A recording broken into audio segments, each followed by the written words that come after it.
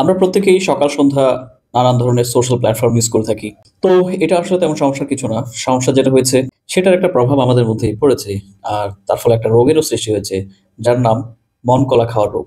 সেটা আবার কি? আমরা সারাদিন প্রত্যেকেই বিভিন্ন ধরনের সোশ্যাল প্ল্যাটফর্ম স্ক্রল করতে থাকি এবং আমাদের কানেকশনস লিস্টে কিংবা ফ্রেন্ড লিস্টে যারা থাকেন তারা বিভিন্ন ধরনের বিভিন্ন কিছু শেয়ার করে থাকে। তো সেটার মধ্যে বেশ কিছু ব্যাপার অনেকে হয়তো বিভিন্ন ধরনের সুন্দর, সুন্দর ছবি শেয়ার করছেন। ঘুরতে গিয়েছেন, খেতে গিয়েছেন, দাওয়াতে গিয়েছেন কিংবা বিভিন্ন ধরনের নতুন, নতুন পোশাক-আশাক পরেছেন, গয়নাঘাটি পরেছেন, নতুন ডিভাইস কিনেছেন, আরো কত কি। তো এই প্রত্যেকটি ব্যাপার আমরা যখন দেখি, আমরা আসলে অনেক কিছুই চিন্তা-ভাবনা করি। নিজে থেকেই অনেক কিছু অ্যাজিউম করে নেই, যেটা আসলে অ্যাকচুয়ালি এরকম কিছু না। আমরা কোনো মানুষেরই সামনের গল্পটা দেখলেও পেছনের গল্পটা আসলে দেখি না। তো সামনেরটা দেখে আমরা পেছনের অনেক কিছুই ধরে নিই, যেটাকে আসলে মন কলা খাওয়ার রোগ বলে থাকে। আমার একজন কলিগ তিনি সস্ত্রীক সিঙ্গাপুরে গিয়েছেন কয়েক মাস আগে। তো সেখানে নানান ধরনের নানান লোকেশনে সুন্দর, সুন্দর পোশাক পরে সুন্দর ব্যাকগ্রাউন্ডে অনেক ছবি তুলেছেন।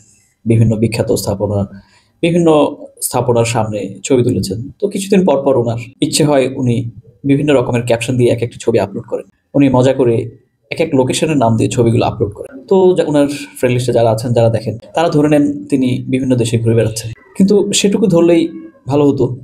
এও ধরে নিচ্ছেন, চিন্তা ভাবনা করছেন উনার এত ইনকাম কোত্থেকে? উনি কিভাবে এত টাকা পয়সা ম্যানেজ করেন? এত ঘন, ঘন বিভিন্ন দেশে ঘুরতে যান।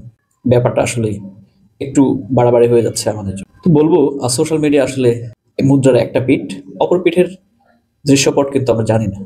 সো কে কি শেয়ার করলো সেগুলো নিয়ে আমরা আসলে মন কলা খাওয়া বন্ধ করলেই অনেক বেশি ভালো থাকতে পারবো। কারণ বর্তমান সময়ে সোশ্যাল মিডিয়ার এই মন কলা খাওয়ার অসুখ হয় না এরকম মানুষ খুব কম আছে। সো এই রোগ যাদের মধ্যে যত কম তার সুখ তত বেশি। আমি অনেককে দেখেছি যে ফেসবুক ইউজ করেন না। শুনলে একটু অবাক লাগলেও ব্যাপারটা আবার মনে, মনে ভাবি যে ব্যাপারটি কিন্তু আসলেই ভালো। উনার মানসিক স্বাস্থ্যের জন্য কিন্তু অনেক ভালো। কারণ সোশ্যাল মিডিয়ায় ঢুকলেই সেই মন কলা খাওয়ার রোগে কিন্তু উনাকেও পেয়ে বসবে। আমি বলছি না সোশ্যাল মিডিয়া এভয়েড করতে। এটা এখন আমাদের দৈনন্দিন জীবনের একটা পার্ট। কিন্তু আমরা সেই মন কলা খাওয়ার যে অভ্যাস সেটি কিছুটা পরিত্যাগ করলে তাহলে হয়তো কিছুটা শান্তি আমাদের দেখা দিবে। ধন্যবাদ সবাইকে।